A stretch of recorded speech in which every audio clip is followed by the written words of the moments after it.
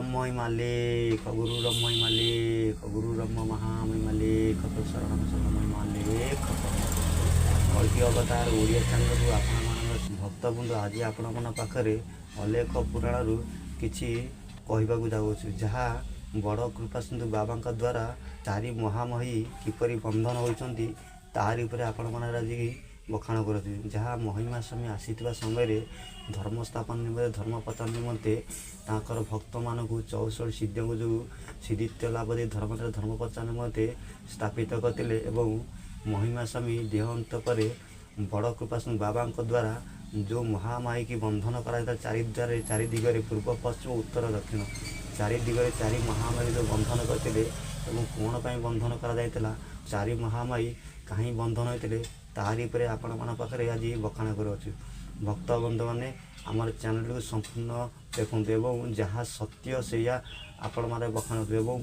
भविष्य जहाँ घटव जहाँ पूर्वर बाबा माने प्रभु जहाँ आज्ञा कर महिमा से जहाँ कि आज्ञा कर बड़ कृपा बाबा द्वारा जहाँ कि बर प्राप्ति से महामाई चारि महामाई की तो बर दि जाती से बर अनुसार से चारि महामाई किपरि बंधन करती किपरि बंधन फिटे तारि उपर आज आज आपण पाखे आम मैंने बखाण कर भक्त बृंद जहाँ अलेख पुराण लिखा आपण मन पाखे आम पढ़ी शुणु आपण मैंने ध्यान शुणु एवं बुझंतु जदि असत्य होता है ताले आपण मैंने वीडियो को छाड़ी जब सत्य होता है ताले वीडियो सहित जुड़े कारण जहाँ शास्त्र लिखा यदि आपण मन किसी अविश्वास होता है कि मिछ लगुता है कि असत्य लगुता है आपण मैंने बहीटी आनी पुस्तक मंत्र जाए बहीटी आनी पढ़ी देखी न जहाँ सत्य आम आपण मैंने सिया को जाए भविष्य को से भी घटव भक्त मैंने आपण मैंने शुणु आम आपण पाखे जहाँ लिखा ताहा आपण मैंने बखाण करुँ पूर्व दिग देवी महामाई अधिपति आसी प्रवेशिले बीरजाई भगवती लह लह जीवा रट मट दांत करी अनेक जोग्नि गण को संगतरे धरी बीरजाई भगवती निकट विकटाल रूप क्षणके हरि पारती तीन पुर दर्प संगतरे चामुंडा कांतानी पल पल जीव लह लह ओठ नयन ओलल किली किला राब दे छाड़िले बोबाड़ी शेषपद शुणी सबे पढ़ीगले ढली आड़बंद धारी वृंदावन सौरीदास अच्युत शंकर भगवान निधिदास दास सहित यही 7 जन निर्भय रही भय नाही मन एमान को छाड़ी सर्वे विचलित मती भगवती डाकरे मोह जाइछंती ए समय सौरी कृष्णदास गले धाई कृपा सिंधु बाबा आगे जणाइले जाई हेमंत शुणिबा बाबा शून्य को चाहिए उच्च स्वरे अलेख बोलिन डाक देले से अलेख डाकरे समस्ते हेले चेता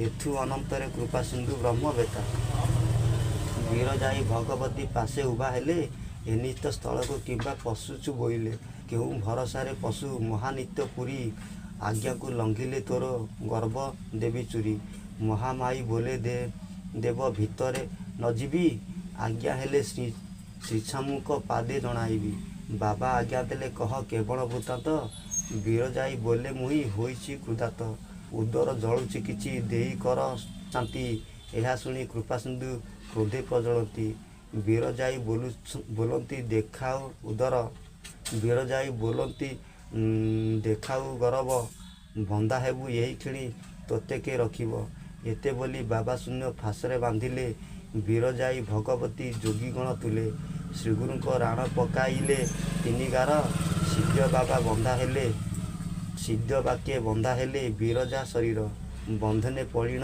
बीरजाई भगवती करपद जोड़ी बाबा पादे कले स्तुति जय जय कृपा सिंधु पार सागर जय जय कृपा सिंधु दुखी दूर हर जय जय कृपा सिंधु कृपार बारिधि कृपा सिंधु नाम कोटि परम औषधि जय जय कृपा सिंधु सर्वजन पिता जय जय कृपा सिंधु मुखतिर दाता जय जय कृपा सिंधु करुणा कटाक्ष जय जय कृपा सिंधु पुण्य श्लोक जय जय कृपा सिंधु शरण सदर शरण संभाळिबारे अनुग्रह कर यही रूपे भगवती करती जनाण सिंधु आज्ञारे किंपा एतिकी कापुण्य बीरजा भगवती दियंती उत्तर बोलती भो प्रभु आंभे दोष क्षमा कर उदर पोड़ी जाउची खुदार आरते कहाँ किछि आहार दिय प्रभु जगतपते पापी तापी मेल छरु मिलु केते जन ସମସ୍ତେ ମିଶ୍ରଣ ତାହା କରିବୁ ଭୋଜନ। ସିନ୍ଧୁ ବୋହିଲେ ତୁ କିମ୍ପା କରୁଛୁ ଅନୀତି, ପାପି ତାପି ସର୍ବେ ଗୁରୁ ଆଜ୍ଞା ହେବେ ମୁକ୍ତି। କାଳିକା ବୋହିଲେ ଖେଳେ ଦିଅ ପୂର୍ବ ଦିଗ, ଭକ୍ତକୁ ଛାଡ଼ି ଜଗତ ମଧୁ ଅଧା ଭୋଗ। ସିନ୍ଧୁ ବୋହିଲେ ବିରଜା ନୁହଁ ତୁ ଆରତ, ବନ୍ଧା ହୋଇଥାଅ କିଛି ଦିନ ପର୍ଯ୍ୟନ୍ତ। ଯୁଗ ଶେଷକୁ ଖାଇବୁ ଥୋକେ ବଳି ଭୁଜା, ନୂଆରୀ ରଚନା ହେଲେ ହେବେ ନୂଆ ରାଜା। ଦିବ୍ୟସିଂହ ଚଉବନରେ ସିଦ୍ଧ 40ରେ, ଥୋକାଏ ଭକିବୁ ନର କେଶରୀ ନଗରେ। 3 ବାର ଆହାର ଖାଇବୁ ଯୁଗ ଶେଷେ, ଆଉ ଥରେ ଖାଇ ରାମଚନ୍ଦ୍ରଙ୍କ 40ରେ। ଆଜ୍ଞା ଫାଶୀ ପଡ଼ି ଦୁଃଖ କଷ୍ଟେ ରହିଥାଅ, ଦୁସୁରା ଯୁଦ୍ଧକୁ ତୁହି ନରବଳି ଖାଅ। ଏତେ ବୋଲି କୃପାସିନ୍ଧୁ ଆଜ୍ଞା ଦେଲେ ତହିଁ, କରଦଳି ଭଗବତୀ ଜଣାଇଲେ ତହୁଁ। ଉଦର ପୋଡ଼ୁ ଯାଉଛି କ୍ଷୁଧାର ଆରତେ, କିଛି ସୁଦୟା କର ପ୍ରଭୁ ଜଗତପତେ। ବାବା ଆଜ୍ଞା ଦେଲେ ତେବେ ହୋଇଲୁ ବିନୟ, ସପ୍ତାମୃତ ପଣା ପାଣି ଦେଉଅଛୁ ଖାଅ। ବନ୍ଧା ହୋଇ ରହିଥାଅ ସତ୍ୟ ହେବା ଯାଏ, ଆମ୍ବ ଦେହ ଶୂନ୍ୟ ଅନ୍ତେ କର ତୁ ଉପାୟ। ଏତେ ବୋଲି ଆଜ୍ଞା ଦେଲେ କୃପାସିନ୍ଧୁ ମୁନି, ସପ୍ତାମୃତ ସଜାଡ଼ିଣ ଦେଲେ ପଣା ପାଣି। ଚଣ୍ଡୀ ଚାମୁଡ଼ା ଯେତେକ ସଙ୍ଗତରେ ଥିଲେ, ସପ୍ତାମୃତ ପଣା ପାଣି ସମସ୍ତେ ଖାଇଲେ। ସର୍ବେ ବନ୍ଧା ହୋଇ ଗୁରୁ ଆଜ୍ଞାକୁ ମାନିଲେ, ସପ୍ତାମୃତ ପାଇ ଦେବୀ ଗଣେ ଚଳିଗଲେ। ଭକ୍ତବୃନ୍ଦ, ଏଥିରୁ ଆପଣମାନେ ବୁଝୁଥିବେ ଯେ ବଡ଼ କୃପାସିନ୍ଧୁ ଯେଉଁ 4 ମହାମାୟୀକୁ ଆଜ୍ଞା ଦେଇଥିଲେ, ସେ ସମୟରେ ଆସିଥିଲେ ସମସ୍ତଙ୍କୁ ଭକ୍ତଗଣ ଅର୍ଥାତ୍ ସେମାନେ ପୂର୍ବରୁ ବର ପ୍ରାପ୍ତି ପାଇଥିଲେ।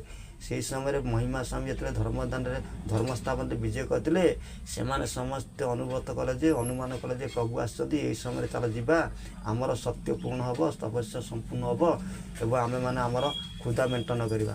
ଭକ୍ତବୃନ୍ଦ, ଆପଣମାନେ ପରେ ଯାହା କିଛି ମୁଖବାଣ କଲୁ ବା ଯାହା ବି ପଢ଼ିଲୁ, ତାହା ଥିଲା ବଡ଼ କୃପାସିନ୍ଧୁ ବାବାଙ୍କ ଆଜ୍ଞାରେ 4 ମହାମାୟୀ ବନ୍ଧନ। ଅଥଚ ସେ ସମୟରେ ସେମାନଙ୍କୁ ଆଜ୍ଞା ନଥିଲା ଯେ ଆଜି ତୁମେ ସିଦ୍ଧି ବଳି ନିମନ୍ତେ, କିନ୍ତୁ ସେ ସମୟରେ ସେମାନେ ଆସିଥିଲେ ସିଦ୍ଧି ବଳି ମାଗିବା। ତେଣୁକରି ସେ ସମୟରେ ସବୁ ସିଦ୍ଧି ବାବା ଥିବା ନିମନ୍ତେ, ମହିମା ସ୍ୱାମୀଙ୍କର ଭକ୍ତମାନେ ଥିବା ନିମନ୍ତେ, ସେଥିଲାଗି ସେମାନଙ୍କୁ ସିଦ୍ଧି ବଳି କିଛି ଦିଆ ହେଇପାରିଲା, ସେମାନେ ପାଇପାରିଲେନି ଏବଂ ସେମାନଙ୍କୁ ଆଜ୍ଞା ଦିଆଗଲା ଏବଂ ଶୂନ୍ୟ ମହିମାଙ୍କ ଆଜ୍ଞାରେ ଶୂନ୍ୟ ଫାଶରେ ସେମାନଙ୍କୁ ବନ୍ଧନ କରିକିରି ଗ୍ରାମରେ ସବୁ ସ୍ଥାପିତ କଲା। ଅର୍ଥାତ୍ ହେ ଦେବୀମାନେ, ତୁମେମାନେ ପଣା ପାଣି ଖାଇକିରି ସ୍ଥାପିତ ହେଇଯାଅ, ଅବିକା ତୁମର ସମୟ ନୁହଁ ସିଦ୍ଧି ନର ମାଂସ ଖାଇବା ନିମନ୍ତେ। କାରଣ ମହିମା ସ୍ୱାମୀଙ୍କର ଆମେମାନେ ଭକ୍ତ ଧର୍ମରେ ବିଜୟ କରୁଛୁ କି ପ୍ରଭୁ ଆମକୁ ସ୍ଥାପିତ କରିଦେଇ ଧର୍ମ ସ୍ଥାପନା କରିକିରି ଆମେ ଥାଉଁ ତୁମେ ଆମର ସବୁ ଯେତେ ନରନାରୀ ସମସ୍ତେ ଆମର ଭକ୍ତ, କେହି ପାପି ତାପି ଆମ ପାଖରେ ସବୁ ସମାନ।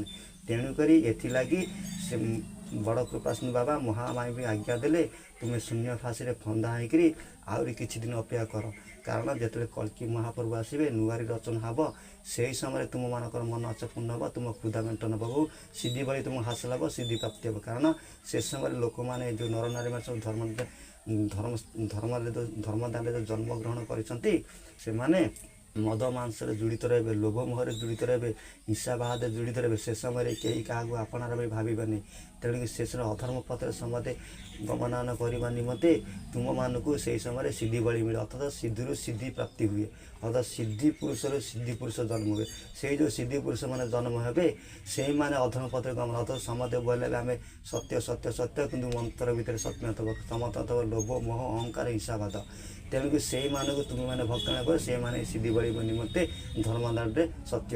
ତେଣୁକରି ବଡ଼ କୃପାସିନ୍ଧୁ ବାବା ସେମାନଙ୍କୁ ପଣା ପାଣି ଦେଇ ତାଙ୍କ କ୍ଷୁଧା ମେଣ୍ଟନ ଶାନ୍ତ କରାଇ ସେମାନଙ୍କୁ ଆଉ କିଛି ଦିନ ପାଇଁ ନିମନ୍ତେ ସେମାନେ ଶୂନ୍ୟ ଫାଶରେ ବନ୍ଧନ କରି ରଖିଥିଲେ।